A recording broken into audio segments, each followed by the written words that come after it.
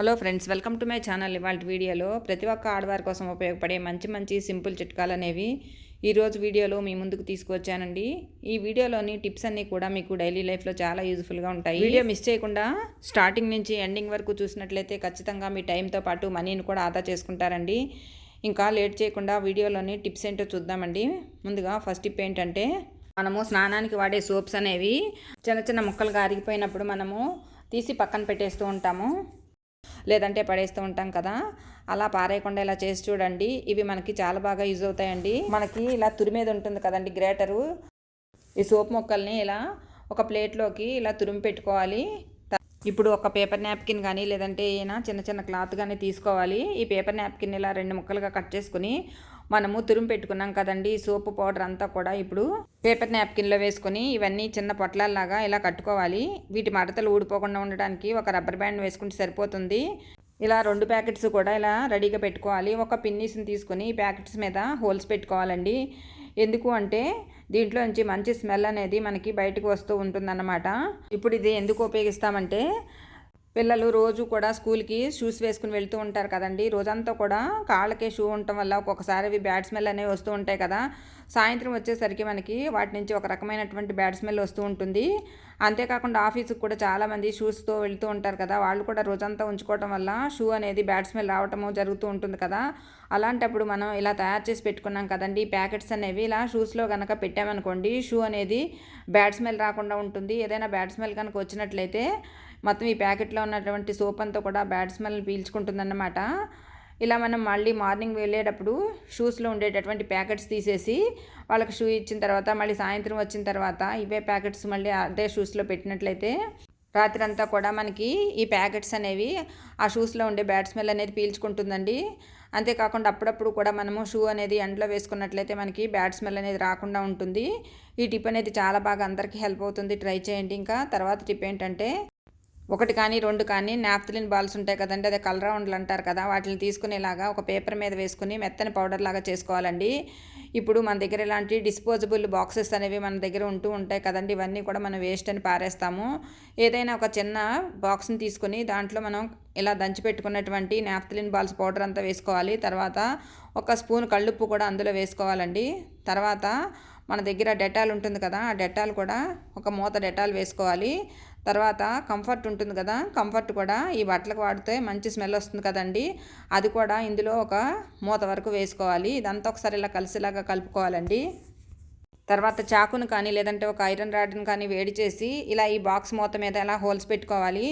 ఇప్పుడు ఈ బాక్స్ని మనము బాత్రూంలో కానీ పెట్టుకుంటే మనకి బాత్రూంలో మంచి సువాసన అనేది వస్తూ ఉంటుందండి. బాత్రూంలో ఉండేటటువంటి బ్యాడ్ స్మెల్ అంతా కూడా పోతుంది, బాత్రూమ్ ఫ్రెష్గా అనిపిస్తుంది. టిప్ అనేది అందరికీ హెల్ప్ అవుతుంది, ట్రై చేయండి. ఇంకా తర్వాత టిప్ ఏంటంటే, ఇలాంటి కూల్ డ్రింక్ బాటిల్స్ కానీ లేదంటే వాటర్ బాటిల్స్ కానీ మన దగ్గర ఖాళీ అయిపోయి ఉంటూ ఉంటాయి కదండి, ఇవన్నీ వేస్ట్ అని పారేస్తాము. అలా పారేయకుండా ఈసారి ఇలా చేసి చూడండి. ఇవి మనకి చాలా బాగా యూజ్ అవుతాయండి. చూడండి, ఇక్కడ నేను ఒక బాటిల్ తీసుకుని దీన్ని ఇలా సగం కన్నా కింది భాగానికి కట్ చేసుకుంటున్నాను. పై భాగంతో మనకు అవసరం లేదండి.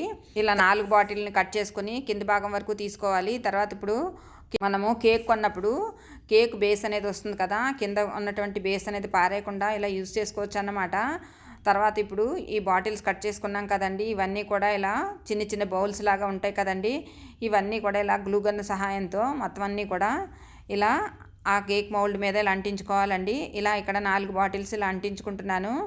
ఇలా మనకి గ్లూ గన్ కనుక అందుబాటులో లేకపోయినట్లయితే ఏదైనా ఫెవిక్విక్తో కానీ లేదంటే ఫెవికాల్తో కానీ అంటించుకోవచ్చండి. ఇలా 4 కూడా అంటించి పెట్టుకుంటున్నాను. ఇక్కడ కింది భాగానికి ఇంకా డెకరేషన్ చేసుకోవడానికి ఏదైనా లేసులు కానీ లేదంటే ఇంకా ఏవైనా సరే మనకి నచ్చినట్లుగా ఏవైనా కొందన్స్ కానీ అంటించుకోవచ్చండి. ఇక్కడ కేక్ బేస్ అనేది మంచి షైనింగ్గా ఉంది కదండి, అందుకే నేను లేసులు అలాంటివి ఏమీ అంటించలేదండి. ఇది చూడటానికి మంచి షైనింగ్గా ఉంది కదా. ఇప్పుడు ఇలా 4 కూడా అంటించి పెట్టుకున్నాం కదా, దీంట్లో పసుపు కుంకుమ తర్వాత ముగ్గు తర్వాత ఇంకా చాక్ పీసులు ఇలాంటివన్నీ కూడా వేసుకోవచ్చండి. రాబోయే సంక్రాంతికి కానీ లేదంటే న్యూ ఇయర్కి కానీ మనం ముగ్గులు వేసుకుంటూ ఉంటాం కదా, అలాంటప్పుడు మనము ఒక్కొక్కటి అంటే పసుపు ఒకటి కుంకుమ ఒకటి అలా ఒక్కొక్కటి ఒక్కొక్క గిన్నెలో పోసుకోకుండా ఇలా అన్నీ కూడా ఒక దగ్గరే ఉంటాయి కాబట్టి ముగ్గులు వేసుకుని ముగ్గుల్లోకి మనము ఇలా పసుపు కుంకుమ వేసుకోవడానికి కూడా చాలా సౌకర్యంగా ఉంటుంది.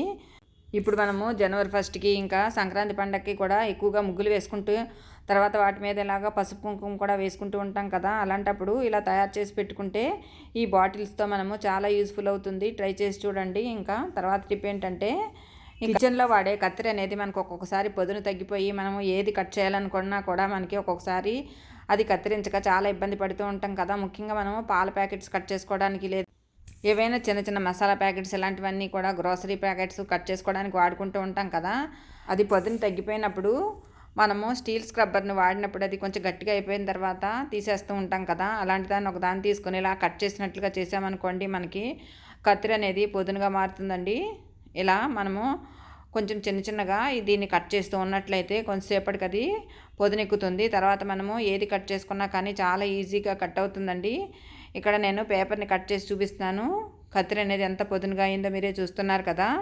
ఇలా సింపుల్గా ఈజీగా మనం ఇంట్లోనే కత్తిరికి పొదును పెట్టుకోవచ్చు. తర్వాత చాకులు కూడా ఒక్కొక్కసారి పొదును తగ్గిపోయి మనకి ఏమి కట్ చేసినా కూడా కట్ అవ్వక ఉంటాయి కదా. అలాంటప్పుడు ఇలా మనం చాకును కూడా ఇలా స్టీల్ స్క్రబ్బర్ తోటి మనం రుద్దినట్లుగా చేస్తే చాకులు కూడా చాలా పొదునుగా మారుతాయండి. టిప్ అనేది చాలా బాగా యూజ్ అవుతుంది. ఈ టిప్ అనేది ప్రతి ఒక్క ఆడవారికి కూడా చాలా బాగా హెల్ప్ అవుతుంది. ట్రై చేసి చూడండి. ఇంకా తర్వాత టిప్ ఏంటంటే గ్యాస్ లైటర్ అనేది మనం ఒక్కొక్కసారి గ్యాస్ వెలిగించినప్పుడు వెలగకుండా ఉంటుంది కదా.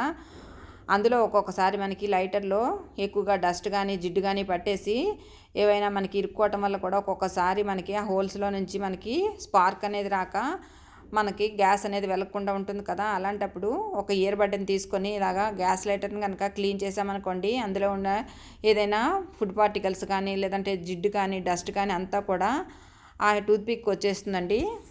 మొత్తం అంతా కూడా ఇలా క్లీన్ చేసినట్లుగా అయిపోతుంది. తర్వాత మళ్ళీ మనము లైటర్ వెలిగించుకున్నప్పుడు ఈజీగా లైటర్ అనేది క్లీన్ అయిపోతుంది. తర్వాత మనం గ్యాస్ వెలిగించుకున్నప్పుడు లైటర్ పనిచేస్తుంది. అంతేకాకుండా లైటర్లో ఏదైనా తడి ఉన్నా కానీ మనకి గ్యాస్ వెలిగించినప్పుడు వెలగదు కాబట్టి ఇలా క్లీన్ చేసుకుంటే ఆ తడి కూడా పూర్తిగా పీల్చుకుంటుంది. టిప్ అనేది బాగా అందరికీ హెల్ప్ అవుతుంది. ట్రై చేయండి. ఇంకా తర్వాత టిప్ ఏంటంటే మనము ఇంట్లో స్విచ్ బోర్డులను ఎప్పుడైనా ఒకసారి క్లీన్ చేసుకుంటూ ఉంటాం కదా. ఒక్కొక్కసారి మనం క్లీన్ చేయకుండా అలాగే ఉంచేసినప్పుడు అవి చాలా జిడ్డుగా ఇంకా డస్టీగా మారిపోతూ ఉంటాయి కదా. అలాంటప్పుడు ఇలా సింపుల్గా ట్రై చేయండి. స్విచ్ బోర్డులు అనేవి చాలా బాగా క్లీన్ అవుతాయి. చూడండి ఇక్కడ ఒక నాప్కిన్ తీసుకుని దాని మీద కొద్దిగా టూత్పేస్ట్ వేసుకోవాలండి. అది ఏ కంపెనీ టూత్పేస్ట్ అయినా పర్వాలేదు. ఇక్కడ నేను కోల్గేట్ టూత్పేస్ట్ వేసుకున్నాను. ఈ క్లాత్కి కొంచెం తడి అంటించుకుని మనము ఇలా ఈ స్విచ్ బోర్డుకి ఆ టూత్పేస్ట్ అంతా కూడా ఇలా పట్టించాలండి. ఇలా పట్టించిన తర్వాత ఒక 5 నిమిషాల పాటు అలాగే ఉంచిన తర్వాత ఇలా కొంచెం గట్టిగా రుద్దుతూ మనం కనుక తుడిచామనుకోండి దాని మీద ఉండేటటువంటి డస్ట్ ఇంకా మురికి జిడ్డు లాంటిదంతా పూర్తిగా క్లీన్ అయిపోతుందండి. చూడండి ఇక్కడ నేను ఇలా క్లీన్ చేసి చూపిస్తున్నాను. స్విచ్ బోర్డ్ అనేది ఎంత బాగా క్లీన్ అయిందో. కాకపోతే మనం ఇలా క్లీన్ చేసుకునేటప్పుడు కరెంట్ అనేది ఆఫ్ చేసుకుని మనం క్లీన్ చేసుకోవాలండి. లేదంటే మనకి షాక్ వస్తుందనేది తెలిసిన విషయమే కదా. ఇలా మనం ఈజీగా నీట్గా క్లీన్ చేసుకోవచ్చండి. చూడండి ఇంతకుముందు ఎంత మురికిగా ఉందో స్విచ్ బోర్డ్ అనేది, ఇప్పుడు ఎలా ఉందో మీరే చూస్తున్నారు కదా. ఇంకా తర్వాత టిప్ ఏంటంటే ఇలా ఒక ఉల్లిపాయని తీసుకొని ఇలా సగానికి కట్ చేసుకోవాలండి. ఇలా ఉల్లిపాయలన్నీ కూడా మనం వేరువేరుగా ఇలా ఒలిచి పెట్టుకోవాలండి. ఇలా మనకి పొరలా వస్తుంది కదా ఉల్లిపాయలు, ఇవన్నీ కూడా మనం ఇలా వేరువేరు చేసుకుని పెట్టుకోవాలి. ఇప్పుడు వీటిల్లో మనకి డెటాల్ ఉంటుంది కదండి. ఈ డెటాల్ని ఇలా కొద్ది కొద్దిగా అన్ని పొరల్లోకి ఇలా వేసుకోవాలండి. ఇలా మూతలో వేసుకుని ఇలా కొద్ది కొద్దిగా వేసుకుంటే మనకి సరిపోతుంది. తర్వాత ఇవన్నీ కూడా ఇలా పెట్టుకున్నాం కదా. ఇప్పుడు ఇవన్నీ కూడా ఒక పిన్నీస్ తీసుకుని ఆ పిన్నీస్కి ఇవన్నీ కూడా గుచ్చుకోవాలి. ఆ పిన్నీస్ని మనము కిచెన్లో ఎక్కడైనా ఒక మేకుకు కానీ లేదంటే ఒక సీలకు కానీ మనం తగిలించి పెట్టుకున్నట్లయితే మనకి కిచెన్లో బొద్దింకలు బల్లులు తర్వాత చిన్న చిన్న రెక్కల పురుగులు అవన్నీ కూడా రాకుండా ఉంటాయండి. బొద్దింకలకి కానీ బల్లులకు కానీ ఈ డెటాల్ వాసన అనేది అస్సలు నచ్చదు కాబట్టి ఈ బల్లులు అనేవి చాలా దూరంగా పారిపోతాయండి. ఈ డెటాల్ వాసనకి బొద్దింకలు కానీ చిన్న చిన్న పురుగులు కానీ రాకుండా ఉంటాయి. బ్యాక్టీరియా కూడా రాకుండా ఉంటుంది. టిప్ అనేది అందరికీ బాగా హెల్ప్ అవుతుంది. ట్రై చేయండి. ఇంకా తర్వాత టిప్ ఏంటంటే ఇలా ఒక బౌల్లో గ్లాసు నీళ్ళు తీసుకోవాలి. తర్వాత అందులో మనకి లవంగాలు ఉంటాయి కదా, ఒక 7-8 లవంగాలు అందులో వేసుకోవాలి. తర్వాత మన దగ్గర విక్స్ కానీ లేదంటే జెండు బామ్ కానీ ఉంటుంది కదా. నేను ఇక్కడ జెండు బామ్ తీసుకుని ఒక స్పూన్ తోటి ఒక 1/2 టేబుల్ స్పూన్ వరకు జెండు బామ్ తీసుకున్నాను.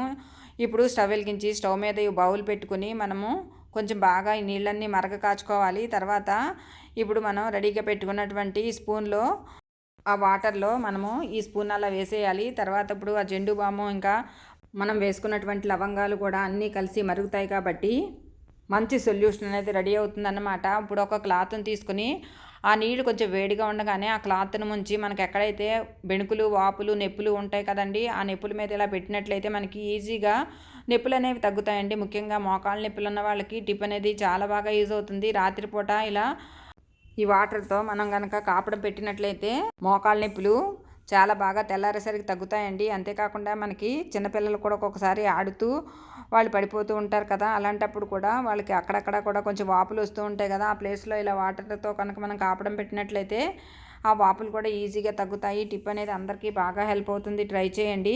ఇంకా తర్వాత టిప్ ఏంటంటే, మనము అరటిపండు తిన్న తర్వాత ఈ అరటిపండు తొక్కలన్నీ కూడా మనం వేస్ట్ అని పారేస్తాం కదా, అలా పారేయకుండా ఇలా చేసి చూడండి. ఇవి మనకి కిచెన్లోకి చాలా బాగా యూజ్ అవుతాయి. ఇక్కడ అరటిపండు తిన్న తర్వాత ఇలా తొక్కలు తీసుకొని ఇలా చిన్న చిన్న ముక్కలుగా కట్ చేసుకోవాలి.